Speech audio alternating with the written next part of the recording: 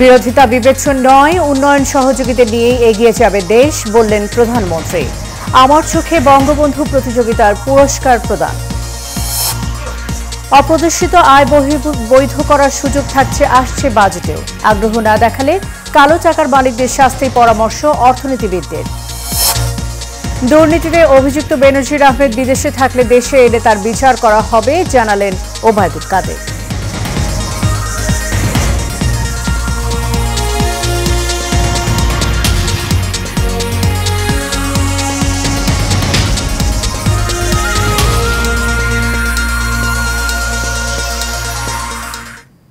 স্বাগত এশিয়ান নিউজের সাথে আছি সাবরিনা জিয়া। এতক্ষণ শুনছিলেন বিআরবি কেবল ইন্ডাস্ট্রিজ লিমিটেড সংবাদ শিরোনাম। এবার চলে যাব পুরো খবরে। বিভিন্ন দেশে বিরোধিতা বিবেচনা না করে যারা উন্নয়ন সহযোগী হবে তাদের নিয়ে বাংলাদেশ এগিয়ে যাবে বলে জানিয়েছেন প্রধানমন্ত্রী শেখ হাসিনা। সকালে গণভবনে আমার চোখে বঙ্গবন্ধু ভিডিও চিত্র প্রতিযোগিতার জাতীয় পর্যায়ে নির্বাচিতদের হাতে পুরস্কার তুলে দিয়ে একথা বলেন তিনি। বাঙালি জাতিকে কেউ যেন আর ভিক্ষুক জাতিতে পরিণত করতে না পারে সেদিকে সজাগ থাকারও আহ্বান জানান প্রধানমন্ত্রী। বাতেন বিপ্লবের রিপোর্ট। গণভবনে আমার চোখে বঙ্গবন্ধু শীর্ষক 1 মিনিট ব্যাপী ভিডিও চিত্র তৈরি প্রতিযোগিতায় জাতীয় পর্যায়ে নির্বাচিতদের সম্মাননা, ক্রেস্ট ও আর্থিক পুরস্কার প্রদান করেন প্রধানমন্ত্রী শেখ হাসিনা। এ সময় প্রধানমন্ত্রী বলেন, জাতির পিতা স্বাধীনতার জন্য মানুষকে উদ্বুদ্ধ করেছিলেন। পরিবারের সবাই সেটা জানতেন, কিন্তু স্বাধীনতার কথা মুখে বলা বারণ ছিল। যে ইতিহাস বিকৃত করা হয়েছিল সেই ইতিহাস বিকৃতি আজকে আস্তে আস্তে মুছে গেছে, এখন সঠিক তথ্যটা চলে আসছে। আর আমার খুব ভালো লেগেছে যে আমাদের এই যে ছোট্ট ছেলে মেয়ে সোনামণি, তোমরা আজকে নতুন প্রজন্ম, তোমরা একদিন এই দেশকে এগিয়ে নিয়ে যাবে, কিন্তু সেটা করতে হলে একটা আদর্শ লাগে। ইতিহাস থেকে আমাদের শিক্ষা নিতে হবে, কিন্তু আগামী দিনের পথ চলা আমাদেরকে খুঁজে বের করে আমরা যেন আরও সুন্দরভাবে বিশ্বের সাথে তাল মিলে কীভাবে দেশকে এগিয়ে নিয়ে যেতে পারি সেইভাবে কিন্তু নিজেদেরকে প্রস্তুত করতে হবে। সরকার প্রধান বলেন, দেশে কিছু লোক এমন আছে যারা বেশ জ্ঞানীগুণী, কিন্তু তারা শুধু নিজেদের আরাম আয়েশের দিকে বেশি তাকায়।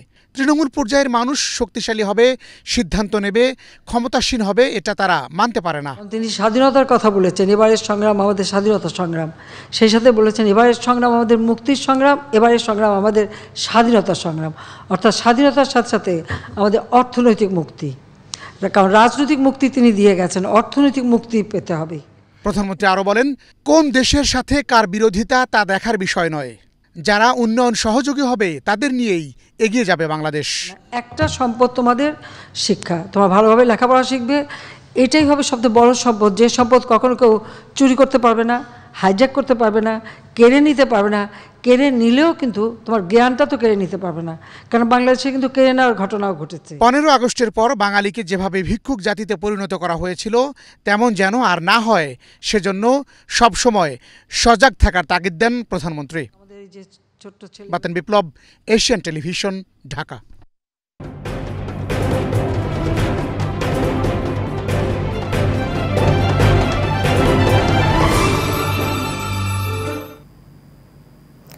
এবার 2024-25 অর্থ বছরের বাজেট প্রসঙ্গ। 10% থেকে বাড়িয়ে 15% কর দিয়ে কালো টাকা সাদা করার সুযোগ আসছে বাজেটেও। এই সুযোগ আদৌ কেউ নেবে কিনা তা নিয়ে আশঙ্কা রয়েছে। বিশেষজ্ঞরা বলছেন, এর আগেও এ ধরনের সুবিধা থাকলেও খুব বেশি আগ্রহ দেখায়নি অপ্রতিষ্ঠিত অর্থ অর্জনকারীরা।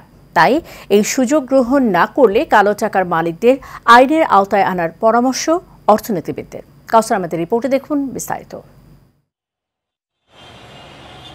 ঘাত প্রতিঘাত, বিভিন্ন জায়গায় যুদ্ধ পুরো বিশ্বের অর্থনীতিতে একটি টালমাটাল পরিস্থিতি তৈরি করেছে। এর ব্যতিক্রম নয় বাংলাদেশও। কিন্তু সম্প্রতি দেশ থেকে বিপুল পরিমাণ অর্থ পাচার হয়ে যাওয়ায় বিপাকে পড়েছে অর্থনৈতিক খাত। ফলে সেসব টাকা দেশে ফিরিয়ে আনবার লক্ষ্যে একই সাথে যারা অপ্রদর্শিত অর্থ অর্থাৎ কালো টাকার মালিক বনেছেন তাদের টাকা সাদা করার সুযোগ দেওয়া হচ্ছে বলে বিভিন্ন সূত্রে জানা গেছে। 2 বছর আগে 10% কর দিয়ে অপ্রদর্শিত অর্থ বৈধ করার সুযোগ দেওয়া হয়েছিল, কিন্তু তেমন সাড়া না পাওয়ায় পরে এই সুযোগ বাতিল হয়। ফলে এবারেও যারা এই সুযোগ কাজে না লাগাবে তাদেরকে আইনের আওতায় আনার দাবি বিশেষজ্ঞদের। এটার আইন কানুন এমনভাবে করতে হবে যাতে যার কাছে কালো টাকা আছে সেই যাতে মনে করে যে এটা আমার সর্বশেষ সুযোগ, আমাকে অর্থনীতিতে এরকম সুযোগ আর পাবো না, যদি আমার না হয় তাইলে তার বিরুদ্ধে কিন্তু যাদের থাকে মনে করে তাদের বিরুদ্ধে কিন্তু কঠোর অবস্থানে গেলে এটা সাকসেসফুল হবে। এবং এটা যেই সরকার যে কোনো সরকারের যদি এটা কোনো উদ্দেশ্য নিয়ে যদি দিয়ে থাকে তাহলে উদ্দেশ্য সফল হবে। কিন্তু আরেকটা দরজা খোলা রেখে, দুইটা দরজা একসাথে যদি খোলা রেখে তাহলে এই দরজা দিয়ে কোনো লোক ঢুকবে না। তাহলে এটা কি হলো? এটা তো লোনটা দেওয়া হয়েছে তার ইন্ডাস্ট্রি পরিচালনার জন্য, সেই ইন্ডাস্ট্রি বন্ধ, ইন্ডাস্ট্রির জন্য লোন নিয়ে সে টাকাটা বাইরে পাচার করে দিচ্ছে। তারপরে সে ইম্পোর্ট করতেছে, ইম্পোর্টের ওভার ইনভয়েস করে টাকাটা বাইরে পাচার করতেছে। এখানে আমার টাকা বাইরে চলে যাচ্ছে। এক্সপোর্টের ক্ষেত্রে টাকা যেটা রেমিটেন্স হয়ে আসবে সেখানে এই দেশে না আসিয়া আরেক দেশে সে জমা করতেছে। একটা পোর্শন এখানে হয়তো আসে মিনিমাম, এবং অনেক টাকা প্রায় 3 কোটি 4 কোটি মানে 300 না 400 কোটি ডলারের মতন বাংলাদেশ ব্যাংক কিছুদিন আগে বলল যে এটা এখনও কিন্তু আনসেটেলড। এক্সপোর্ট প্রসিড আসছে মানে আপনার এখন থেকে 3 বছর আগে, সেই টাকাও এখনও ঢুকে নাই বাংলাদেশে। তাহলে কী হলো? তাহলে হোয়াট ইজ দ্য ফাইন্যান্সিয়াল অ্যাডমিনিস্ট্রেশনে সেখানে হু আর রেসপন্সিবল? স্বাধীনতার পর থেকে নানাভাবেই কালো টাকা বিনিয়োগের সুযোগ দেওয়া হয়, তবে এই টাকা ফেরত না এসে উল্টো আরও টাকা বাইরে চলে যাচ্ছে বলে মত তাদের। সেজন্য রাজনীতিকেই দুষছেন তারা। রিসেন্টলি আপনি দেখেন যে দুদকে অনেকগুলা অ্যাকশান নিতেছে, এগুলা যদি আপনার অনেক আগের থেকে নিত তাহলে কী হয়তো চিন্তা করেন। বাংলাদেশে কিন্তু আমাদের রিসোর্স যেটা বাইরে চলে যাচ্ছে সেটা কিন্তু আমাদের ভিতরে থাকতো। আপনি দেখেন রেমিটেন্সের টাকা যেটা বাংলাদেশে আসার কথা 26 বিলিয়ন আসে, আর আমাদের দেশে ইলিগাল ওয়ার্কাররা, বিদেশি ওয়ার্কাররা কাজ করে উইদাউট ওয়ার্ক পারমিট, তারা আপনার 13 বিলিয়ন নিয়ে যেতেছে। তো তাহলে প্রবলেম তো হবে না। এটা তো আপনি যে সমস্ত ডিপার্টমেন্টগুলা responsible to handle this things, এই বিষয়গুলোকে, সেটা যদি তারা ঠিক মতন ম্যানেজ করে তাহলে তো আপনার এই টাকা আমার রিজার্ভের পরিমাণ এখনই তো 50 বিলিয়ন থাকতো। আর কাছে যদি অপশন যদি এরকম খোলা থাকে, সেই যদি মনে করে যে এরকম সাদা না করে আমি তো এই দেশে থাকতে পারবো, কখনো কিন্তু এটাতে শুধু 7-8 যখন 111-এর সরকার ছিল সেখানে বুঝতে সর্বোচ্চ আমরা পাইছি। এরপর বিশ্বাস করে প্রত্যেকবারে আপনি নিজেই বললেন যে ফ্রাস্ট্রেটিং ফিগার কিন্তু আমরা পাইছি। আমরা কখনো যে এটা হয় নাই যে 1 লাখ কোটি টাকা আমার হয়ে গেছে, হ্যাঁ আমি ট্যাক্স পেয়ে গেছি। স্বাধীনতার অর্ধশতাধিক বছরে এই পর্যন্ত মোট 21 বার নানাভাবে কালো টাকা সাদা করার সুযোগ দেওয়া হয়েছে। ওয়ান অফ দ্য উদ্দেশ্য থাকবে মূল্যস্ফীতিকে নিয়ন্ত্রণ করা। Kawsar Ahmed, Asian television, Dhaka. বিএনপি কখনো দুর্নীতিবাজদের বিরুদ্ধে ব্যবস্থা গ্রহণ করতে পারেনি, তারা নিজেরাই দুর্নীতির মহারাজা বলে মন্তব্য করেছেন আওয়ামী লীগের সাধারণ সম্পাদক, সড়ক পরিবহন ও সেতু মন্ত্রী ওবায়দুল কাদের। ধানমন্ডি আওয়ামী লীগ সভাপতির রাজনৈতিক কার্যালয়ে ব্রিফিংয়ে কথা বলেন তিনি। বলেন, বিএনপি ক্ষমতায় আসলে দুর্নীতির মহোৎসব হবে। এছাড়া দুর্নীতিতে অভিযুক্ত বেনজির আহমেদ বিদেশে থাকলেও বিচার চলবে, দোষী সাব্যস্ত হলে তাকে দেশে ফিরতেই হবে, সরকার কোনো ছাড় দেবে না বলেও জানান ওবায়দুল কাদের। নূর মোহাম্মদ ভূঁইয়ার রিপোর্টে দেখুন বিস্তারিত। রাজনৈতিক অঙ্গনে চলমান সমসাময়িক নানান বিষয় নিয়ে আওয়ামী লীগ সভাপতির ধানমন্ডির রাজনৈতিক কার্যালয় থেকে সংবাদ সম্মেলন করেন দলটির সাধারণ সম্পাদক, সড়ক পরিবহন ও সেতুমন্ত্রী ওবায়দুল কাদের। বিএনপির প্রধান নেতাই দুর্নীতিগ্রস্ত আখ্যা দিয়ে এ সময় তিনি বলেন, তারা কিভাবে জনগণের কল্যাণে কাজ করবে। তারা ক্ষমতায় আসলে দুর্নীতিতে মহা উৎসবে পরিণত হবে। বিএনপির প্রধান নেতাই হচ্ছে তারেক রহমান। এখন এই দণ্ডপ্রাপ্ত চিহ্নিত অপরাধী যে দলের নেতৃত্বে থাকে সে দল জনগণের কল্যাণে কাজ করতে পারে না এবং সেই দলের জনগণের কাছে বিশ্বাসযোগ্যতার প্রমাণ রাখতে পারে না। সরকার সাবেক আইজিপিকে বিদেশে পাঠিয়ে দিয়েছে বিএনপির মহাসচিবের এমন বক্তব্যের জবাবও দেন আওয়ামী লীগ সাধারণ সম্পাদক। ফখরুলের কাছে আমি জানতে চাই, সরকারের কারা গিয়ে তাকে তুলে দিয়েছে, কারা তুলে দিয়েছে? কোন অথরিটি তাকে তুলে দিয়েছে বলুন? অন্ধকারে ডিল ছুড়লে হবে না। ৭৫ পরবর্তীকালে কোনো সরকার দুর্নীতিবাজদের বিরুদ্ধে ব্যবস্থা নেওয়ার সৎসাহস দেখাতে পারেনি জানিয়ে ওবায়দুল কাদের বলেন, যত বড় অপরাধী হোক কাউকে ছাড় দিবে না প্রধানমন্ত্রী। সৎসাহস দেখাতে পারেনি শেখ হাসিনা সরকার, সেটা দেখিয়েছে। নূর মোহাম্মদ ভূঁইয়া, এশিয়ান টেলিভিশন, ঢাকা। ২১শে আগস্ট প্রধানমন্ত্রী শেখ হাসিনাকে হত্যার জন্য গ্রেনেড হামলা করেছিল বিএনপি। তারা এই গ্রেনেড হামলার মাধ্যমে দেশকে আবারও পাকিস্তান বানাতে চেয়েছিল বলে মন্তব্য করেছেন বঙ্গবন্ধু সৈনিক লীগের সভাপতি এবং এশিয়ান টেলিভিশন ও এশিয়ান গ্রুপের চেয়ারম্যান বীর মুক্তিযোদ্ধা আলহাজ হারুনুর রশিদ সিআইপি। বঙ্গবন্ধু সৈনিক লীগের যশোর জেলা শাখার প্রথম ত্রিবার্ষিক সম্মেলনে উদ্বোধনের কালে এই কথা বলেন তিনি। হাসিবুর রহমান শামীমের তথ্য ছবিতে আরও জানাচ্ছেন মাজহারুল আমিন শুভ। বঙ্গবন্ধু সৈনিক লীগ যশোর জেলা শাখার প্রথম ত্রিবার্ষিক সম্মেলন অনুষ্ঠিত হয়েছে। শহরের পুলেরহাটি স্কাউট ভবনের অডিটোরিয়ামে এই সম্মেলনের আয়োজন করা হয়। অনুষ্ঠানে উদ্বোধক হিসেবে উপস্থিত ছিলেন বঙ্গবন্ধু সৈনিক লীগ কেন্দ্রীয় কার্যনির্বাহী কমিটির সভাপতি, এশিয়ান টেলিভিশন ও এশিয়ান গ্রুপের চেয়ারম্যান বীর মুক্তিযোদ্ধা আলহাজ হারুনুর রশিদ সিআইপি।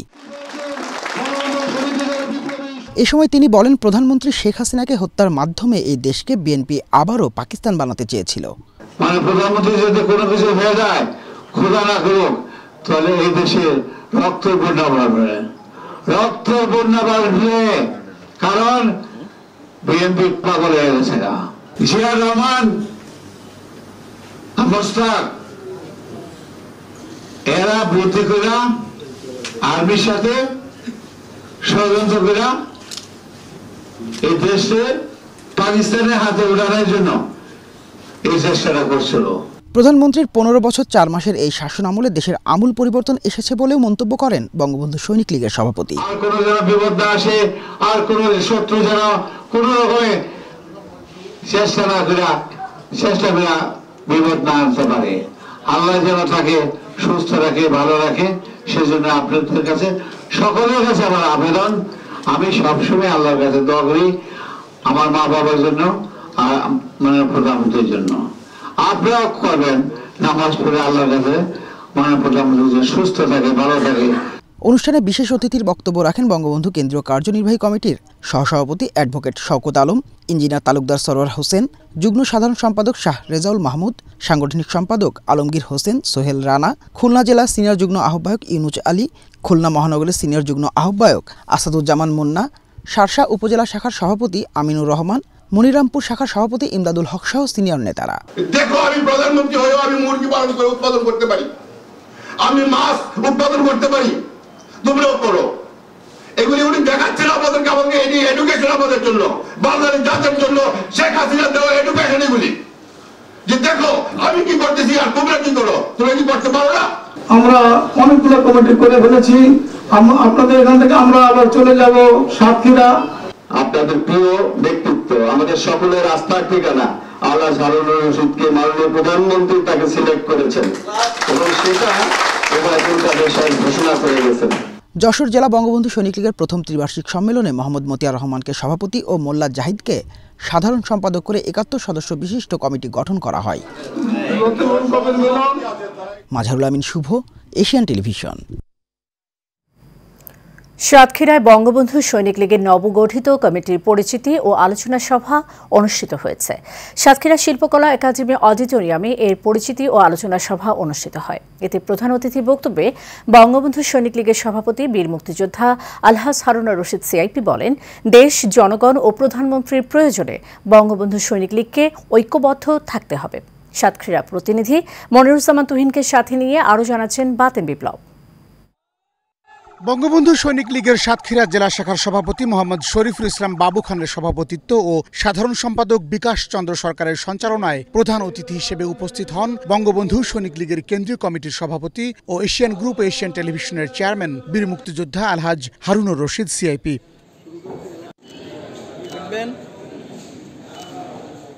সাতক্ষীরা জেলা আওয়ামী লীগের সাধারণ সম্পাদক, জেলা পরিষদের চেয়ারম্যান আলহাজ মোহাম্মদ নজরুল ইসলাম, সাতক্ষীরা জেলা আওয়ামী লীগের যুগ্ম সাধারণ সম্পাদক আলহাজ মোহাম্মদ আসাদুজ্জামান বাবু ও সাংগঠনিক সম্পাদক কাজী আক্তার হোসেন সহ এ সময় বক্তব্য রাখেন বঙ্গবন্ধু সৈনিক লীগের কেন্দ্রীয় কমিটির সহসভাপতি অ্যাডভোকেট শওকত আলম, সহসভাপতি বীর মুক্তিযোদ্ধা ইঞ্জিনিয়ার সারোয়ার হোসেন তালুকদার, যুগ্ম সাধারণ সম্পাদক শাহ রেজাউল মাহমুদ, কেন্দ্রীয় সাংগঠনিক সম্পাদক মোহাম্মদ সোহেল রানা ও খুলনা বিভাগীয় সাংগঠনিক সম্পাদক মোহাম্মদ আলমগীর হোসেন।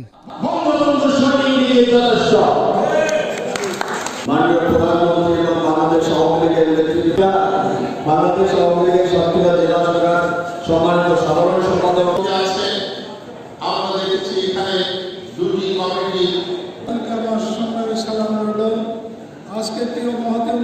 বঙ্গবন্ধু সৈনিক লীগের সভাপতি বীর মুক্তিযোদ্ধা আলহাজ হারুনুর রশিদ সিআইপি বলেন, অস্ত্র হাতে যুদ্ধে অংশ নিয়ে দেশ স্বাধীন করার পর থেকেই তিনি শেখ হাসিনার পাশে আছেন। আগামীতে বঙ্গবন্ধু কন্যার যে কোনো প্রয়োজনে জীবন দিতেও প্রস্তুত তিনি। আমি একজন বঙ্গবন্ধু সৈনিক লীগের সভাপতি হিসাবে বলতে চাই, আমি একজন বীর মুক্তিযোদ্ধা, আমি সিআইপি, আমি ইন্ডাস্ট্রিয়ালিস্ট। এ সময় তিনি নেতাকর্মীদের ঐক্যবদ্ধ থাকারও আহ্বান জানান। আমাদের বঙ্গবন্ধু সৈনিক লীগকে শক্তিশালী করার জন্য মিলিয়ে ঝিলে কাজ করতে হবে এবং দেশের মাননীয় প্রধানমন্ত্রী নেতৃত্বে এই বঙ্গবন্ধু সৈনিক লীগ যেভাবে হুকুম দিছে, আপনারা থানা লেভেলগুলা কমপ্লিট করবেন। কমপ্লিট করার পরে আবার প্রয়োজন হয় আমি আসবো, আমাদের যারা আছে তাদের নিয়ে আসবো, আইসা আবার সব থানা লেভেল সহকারে আলোচনা করে যাব এবং দেখা যাবো আপনারা কেমন করছেন। অনুষ্ঠান শেষে সাবেক স্বাস্থ্যমন্ত্রী, বাংলাদেশ আওয়ামী লীগের সভাপতি মণ্ডলীর সদস্য, সাতক্ষীরা ৩ আসনের সংসদ সদস্য ডাক্তার আফম রুহুল হক এক ভিডিও কলের মাধ্যমে স্বাগত বক্তব্য রাখেন। বাতেন বিপ্লব, এশিয়ান টেলিভিশন। সংবাদের পর্যায়ে নিচ্ছে বিআরবি কেবল ইন্ডাস্ট্রিজ লিমিটেড সংবাদ বিরতি। ফিরে এসে আরো যা থাকছে। ভারতের লোকসভা নির্বাচনে বুথ ফেরত জরিপে এগিয়ে বিজেপির এনডিএ জোট। তৃতীয়বারের মতো দিল্লির মসনদে বসতে যাচ্ছেন মোদি।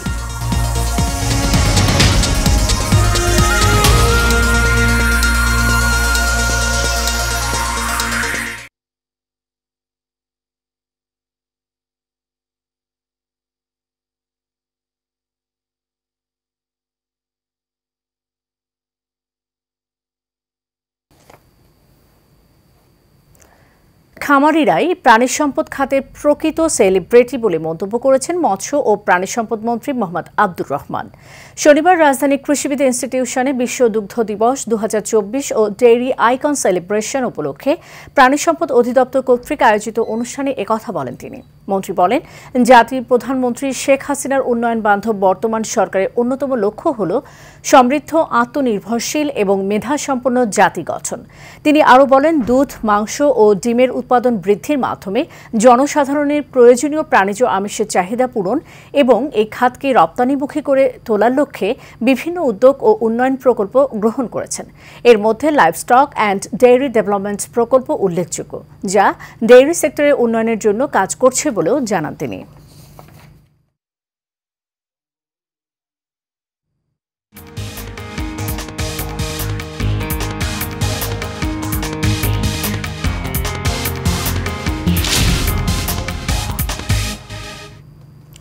আন্তর্জাতিক প্রসঙ্গ।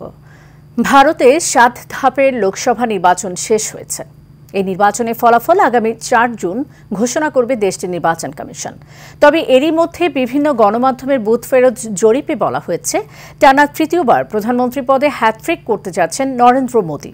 কেউ কেউ বলছেন, ভারতীয় জনতা পার্টি বিজেপি নেতৃত্বাধীন জোট এনডিএ 543 আসনের মধ্যে 400 আসন পাবে। ভারতের সংবিধান অনুযায়ী কোনো দল বা জোট যদি সরকার গঠন করতে চায়, তাহলে তাদের লোকসভার 543টি আসনের মধ্যে কমপক্ষে 272টিতে জয় পেতে হবে। দেশটির এবারের লোকসভা নির্বাচনে দুটি বড় জোটের তীব্র প্রতিদ্বন্দ্বিতা দেখা গেছে।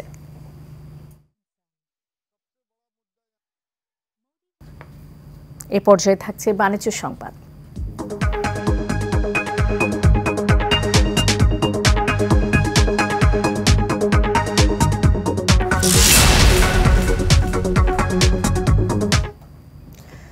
মেহেরপুরে ঈদ উল আজহাকে ঘিরে বেড়েছে খামারিদের কর্মব্যস্ততা। এবছর জেলায় 1100 কোটি টাকার পশু বিক্রির লক্ষ্য ঠিক করেছেন জেলা প্রাণী সম্পদ অধিদপ্তর। তবে গোখাদ্য থেকে শুরু করে সবকিছুর দাম বৃদ্ধি পাওয়ায় পশুপালনে বেড়েছে খরচ। হাটে ন্যায্য মূল্য পাওয়া নিয়ে চিন্তিত খামারিরা। মেহেরপুর থেকে জাহিদ মাহমুদের পাঠানো তথ্য ও ছবিতে আরও জানাচ্ছেন শেখ ফাহিম। ব্ল্যাক বেঙ্গল জাতের ছাগলের জন্য খ্যাতি রয়েছে মেহেরপুর জেলার। ছাগল ছাড়াও এ জেলার অন্য গবাদি পশুর কদর দেশ জুড়ে। তাই ঈদ উল আজহায় মেহেরপুর জেলায় কোরবানির পশুর চাহিদাও থাকে বেশি। এবছর মেহেরপুরে 5 শতাধিক বাণিজ্যিক ও 22,000 পারিবারিক খামারে কোরবানির পশু পালন করা হয়েছে। তবে গোখাদ্যের দাম বেড়ে যাওয়াতেই বেড়েছে উৎপাদন খরচ। ফলে এবছর লাভের অঙ্ক নিয়ে শঙ্কায় খামারিরা। আমার খাবার খাওয়া খুব স্বাভাবিক, গম ভুট্টা এসব খাবার খায়, আমার গতি কোনো আজেবাজে খাবার খায়। 800 বা 850 গ্রাম বস্তা ছিল, এখন 1200-1300 বা 1400 গ্রাম বস্তা হয়ে গেছে। তো আমাদের খামারে এখন বর্তমানে গরু পুষে আমাদের লাভ হচ্ছে না। খাবারের দামের কারণে অনেক খামারিরা অনেক লসের দিকে আছে। বাইরের দেশ থেকে যদি গরু বা মাংস আমদানি করা হয়, তাহলে বাংলাদেশের যারা খামারি আছে, প্রান্তিক পর্যায়ে কৃষক আছে, এরা প্রচুর পরিমাণ আর্থিক ক্ষতির সম্মুখীন হবে এবং অনেক মানুষ কিন্তু বেকারত্ব বরণ করবে। প্রাণী সম্পদ বিভাগের পক্ষ থেকে দেওয়া হচ্ছে খামারিদের পরামর্শ ও সার্বিক সহযোগিতা। উৎপাদন বাড়ানোর জন্য আমরা প্রতিনিয়তই চেষ্টা করতেছি এবং আমাদের অধিদপ্তর থেকে বিভিন্ন প্রকল্প নেওয়া হয়েছে। আপনারা জানবেন যে আমাদের ওই যে এলডিডিপি প্রকল্প নামে একটা প্রকল্প আছে, সেই প্রকল্পতে আমরা অনেক খামারিকে প্রশিক্ষণ দিয়ে থাকি এবং প্রায় এবছর প্রায় 10 শতাধিক খামারিকে আমরা প্রশিক্ষণ দিয়েছি। বিভিন্নভাবে তাদেরকে প্রশিক্ষণ দেওয়া হয়, তাদেরকে বিভিন্ন উপকরণ সহায়তাও দেওয়া হয়। এবছর জেলায় 2 লাখ পশু কোরবানির জন্য প্রস্তুত করা হয়েছে। Sheikh Fahim, Asian television.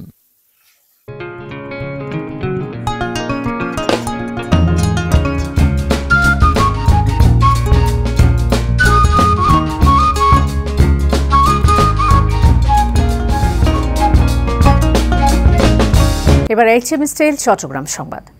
চট্টগ্রাম নগরীর চকবাজার শাখার ইসলামী ব্যাংকের লকার থেকে গায়েব হয়ে গেছে 149 ভরির স্বর্ণালঙ্কার। গত 29 মে এই ঘটনা ঘটলেও তা জানাজানি হয় একজন। চট্টেশ্বরী সড়কের বিটিআই বেভারলি হিলসের বাসিন্দা রোকেয়া বাড়ি 29 মে লকার খুলে দেখতে পান সেখানে সংরক্ষিত 149 ভরি স্বর্ণালঙ্কার নেই। এই ঘটনায় আদালতে মামলা করার প্রস্তুতি নিচ্ছেন স্বর্ণালঙ্কারের মালিক রোকেয়া বাড়ি। খোয়া যাওয়া স্বর্ণালঙ্কারের দাম প্রায় 1.5 কোটি টাকা। ইসলামী ব্যাংকের চকবাজার শাখার ম্যানেজার SM শফিকুল মওলা চৌধুরী বলেন, ভুক্তভোগী গ্রাহকের অভিযোগটি অভ্যন্তরীণভাবে তদন্ত করা হচ্ছে। বিষয়টি ঊর্ধ্বতন কর্তৃপক্ষকেও জানানো হয়েছে। বাংলাদেশ ব্যাংকের নিয়ম অনুযায়ী একজন গ্রাহক লকারে কি রাখছেন এবং কতটুকু রাখছেন সে ব্যাপারে কোনো রেকর্ড রাখা হয় না, জানান তিনি। চট্টগ্রামের সাতকানিয়া উপজেলার আমিলাইশ ইউনিয়নের শাহ পারওয়াল পাড়ায় এক পিকআপ চালককে পিটিয়ে হত্যার প্রতিবাদে মাদক ও সন্ত্রাস বিরোধী মানববন্ধন কর্মসূচি পালন করেছেন স্থানীয়রা। উপজেলার আমিলাইশ ইউনিয়ন পরিষদের সামনে এই মানববন্ধন পালন করা হয়। মানববন্ধনে বক্তব্য রাখেন আমিলাইশ ইউনিয়ন পরিষদের চেয়ারম্যান মোজাম্মেল হক চৌধুরী, আমিলাইশ ইউনিয়ন আওয়ামী লীগের সভাপতি জিয়াউর রহমান, প্যানেল চেয়ারম্যান মোহাম্মদ আজিজুল্লাহ সহ অনেকে। বক্তারা বলেন, কিছু সন্ত্রাসী দলের নাম ভাঙিয়ে এলাকায় কিশোর গ্যাং, মাদক ও সন্ত্রাসী কর্মকাণ্ড চালাচ্ছে। সন্ত্রাসীদের দ্রুত গ্রেফতারের দাবি জানান বক্তারা। গত 2 দিন আগে চোর অপবাদ দিয়ে এক পিকআপকে চালককে পিটিয়ে হত্যা করে স্থানীয় কিশোর গ্যাং ও সন্ত্রাসীরা।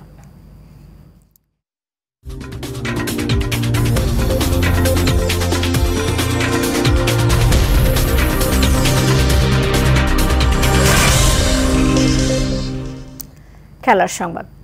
ফাইনালে বরুসিয়া ডর্টমুন্ডকে 2-0 গোলে হারিয়ে রেকর্ড 15 বারের মতো চ্যাম্পিয়ন্স লিগের শিরোপা জয় করেছে রিয়াল মাদ্রিদ। প্রথমার্ধে রিয়াল মাদ্রিদে কঠিন পরীক্ষা নিয়েছে ডর্টমুন্ড। তাদের একের পর এক আক্রমণের তোড়ে ভেসে যাওয়ার অবস্থা ছিল মাদ্রিদের। তবে দ্বিতীয়ার্ধে ভিন্ন রূপে হাজির আনচেলত্তির দল। মাত্র 10 মিনিটে ব্যবধান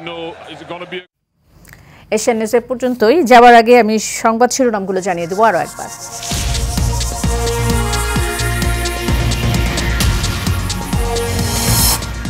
বিরোধিতা বিবেচ্য নয়, উন্নয়ন সহযোগীদের নিয়েই এগিয়ে যাবে দেশ, বললেন প্রধানমন্ত্রী।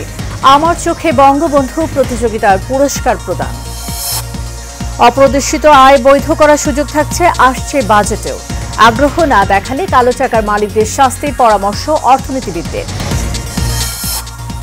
দুর্নীতিতে অভিযুক্ত বেনজির আহমেদ বিদেশে থাকলে দেশে এনে তার বিচার করা হবে, জানালেন ওবায়দুল কাদের।